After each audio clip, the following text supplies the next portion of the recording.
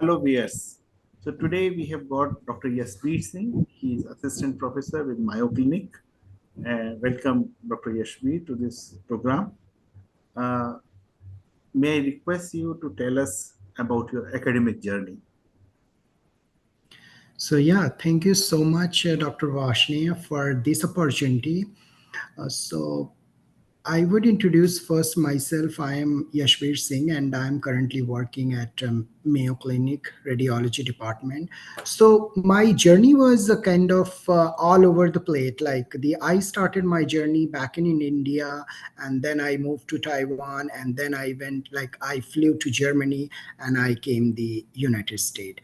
So let's start from India. So I completed my MTech from IIIT Allahabad, and it was really like the nice platform from me to grow back in India. And after that, I just wanted to kind of explore a little bit a different from others, because I had seen my research journey in IIIT Allahabad. So after that, kind of I wanted to explore outside from India.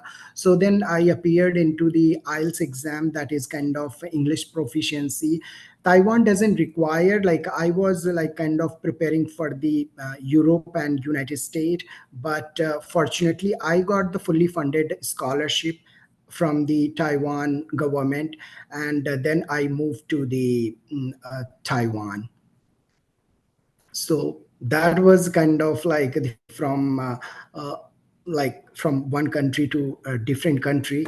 And definitely it was not very easy in initial days when I was in Taiwan. It's like the you are going face a lot of cultural changes, and a lot of things. I like the work culture is different, and there were a lot of the kind of challenges I face. But it was nice to have those challenges. That's how you learn a lot of things from those challenges. Yash, could you tell our viewers what is the difference in the research or academic environment in Allahabad and in Taiwan?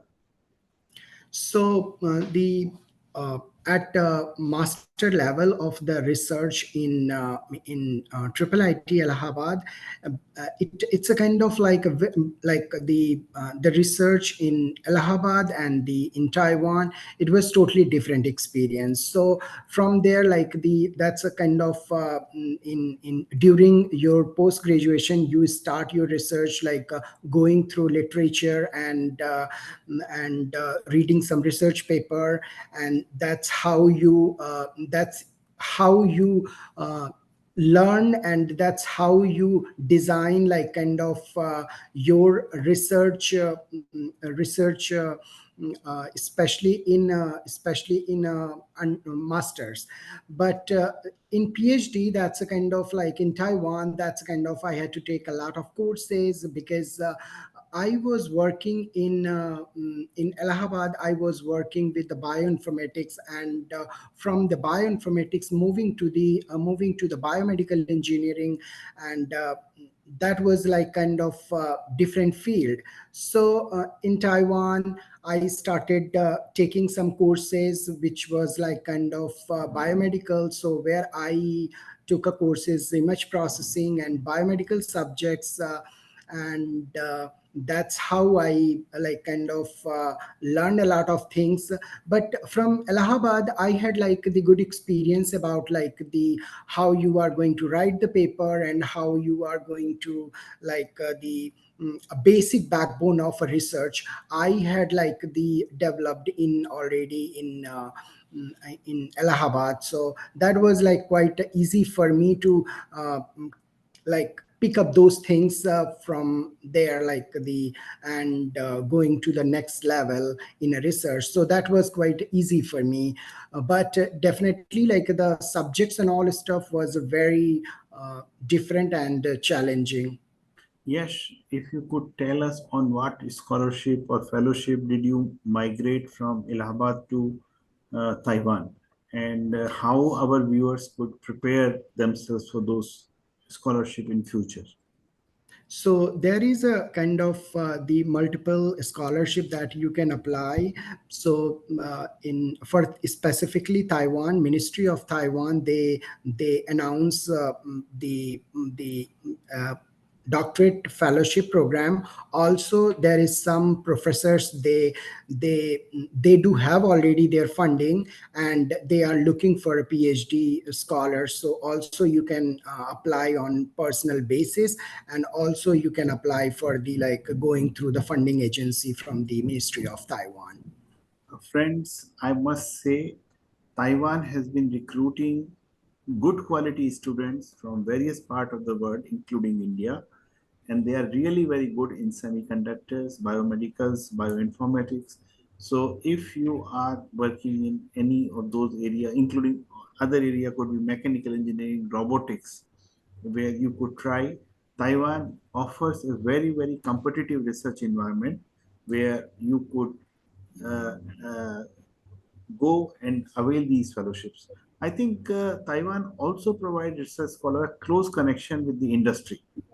Mhm. So, if you could share some of your experience working in Taiwanese industry, even for internship or for some project assignment. Yeah, so to be honest, like the I have never looked. Definitely, I know that like in the industrial side is like the very like advanced level. So, but like the personally, I was like more in the academics, and like the I always wanted to grow in like the kind of the academic side. So that's why like the I do not have a much idea about Okay, like the no industries. problem. So, when you were in Taiwan, you said that you applied the DART fellowship. So, I guess it must be a short-term fellowship. What kind of advancement it brought to your Taiwanese experience, and how do you attribute DART fellowship? Because DART also offer a lot of short-term fellowship for Indian students from India. So for like the for in my case that since I had like the English proficiency test IELTS exam, so that was quite easy for me because if you are an Indian and like if you are applying for like that fellowship from the other countries, then you have to have like at least an English proficiency test. And I think it was quite easy. I mean, like then I applied and I submitted my, like I asked to submit my recommendation from my boss, and I submitted all the documents as they required, and I think I got the opportunity to work. But in that case, you have to have like the host supervisor letter. So that's like the mandatory. Actually, host supervisor is important in all the cases, whether you are going for doctoral fellowship, short-term fellowship, or postdoctoral fellowship. It is always important that you negotiate, you find a potential host faculty who is willing to host you. So, how did you find one in Taiwan when you were in Allahabad? What criteria did you take, and how you got introduced to your Taiwanese mentor?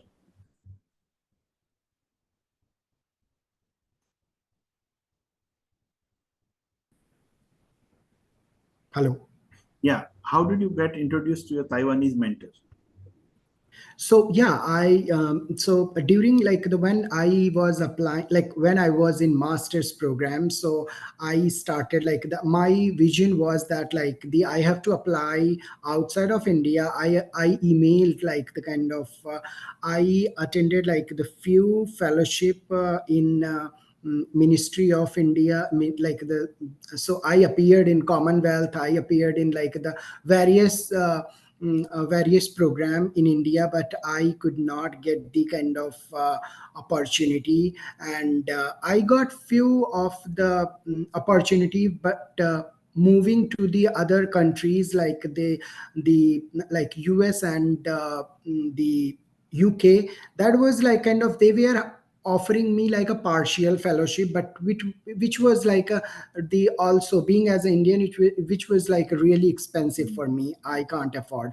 So Taiwan was like kind of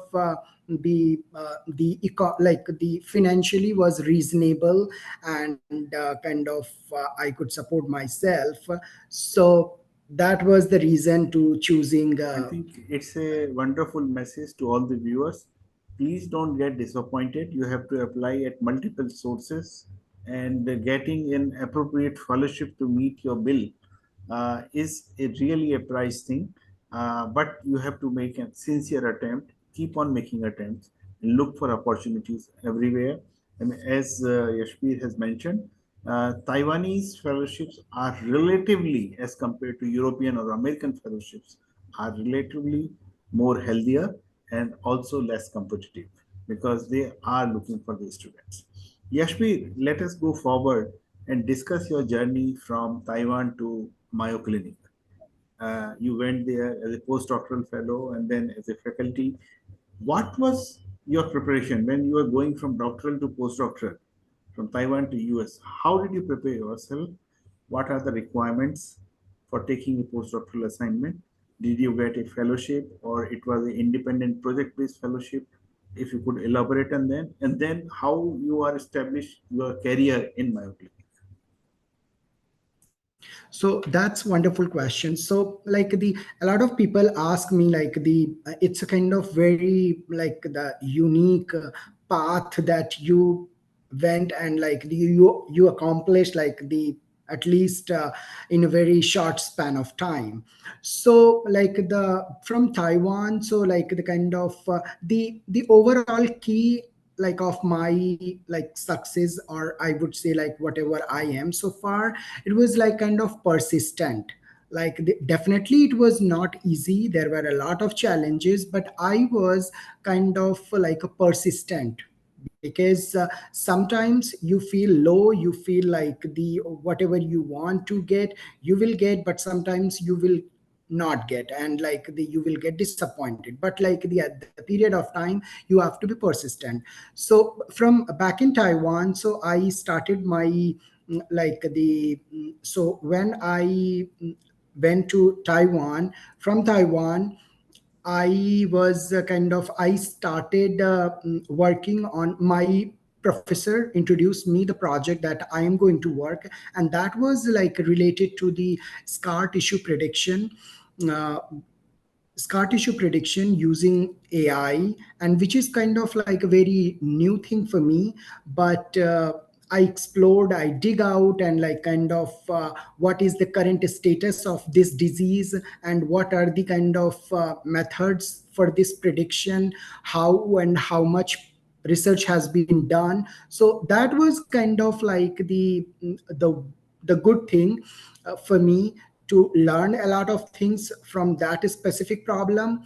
And so like while I was working with this problem, so during because like during doctorate you need like the like a different atmosphere experience, like a research experience. So during that period of time I completed my coursework, and I was like the okay, now I have to focus on research. And I did it my qualifying exam in PhD. Everything is sorted. Now I have like the one goal that I have to work on this specific problem. And meanwhile I applied for that fellowship and I got the opportunity. I So there was like a different scenario, that like kind of a different problem that I have to work. So being as a like the doctorate student, you never stop like learning from the like the possibilities, or learning from the others. Do not stop yourself. So I started like there was like kind of a different problem, and from there I learned a lot of things, like okay, these are the field also very nice. And kind of a lot of things I learned. So when I came back to Taiwan, and I like completed my research work. And I like in that period of time, that like I wanted like kind of some clinical validation, whatever like I have done, AI, and like kind of clinical validation, like the how I'm going to trust on like whatever I have done. So then like the Dr Sain Gupta, which is like kind of from director of the cardiology department, and I wrote email, and that's like this is the problem that I am working, and this is what I have done. And then he like the scheduled a meeting and where I explained everything. Okay, then he evaluated things that like here is the issue and here is the thing, being as a clinical perspective. And then I fixed those things, and then I published like the two papers only. Like the I was not more with the like a number of publications, and like the I had like only two publication during my PhD, but I know that's like kind of a lot of good impact in clinical aspects. Very good. So then I just like the hey Dr. Sen Gupta, do you have like some position or something that you recommend that like the I can come there, and like since I have finished all done everything, now it's time to submit the paper, and it's period of time, it's just like the I'm doing nothing. So I was kind of thinking, so I wrote a proposal about the uh, topological data analysis, which I can contribute to the cardiac problem. That's like the and that was quite interesting. So from here, the like the game starts from here. That's like the topological uh, data analysis, and so this one started. So 1 year I work with him. So find out like the kind of the problem was application of topological data analysis to to predict the strain, like the some cardiovascular abnormalities.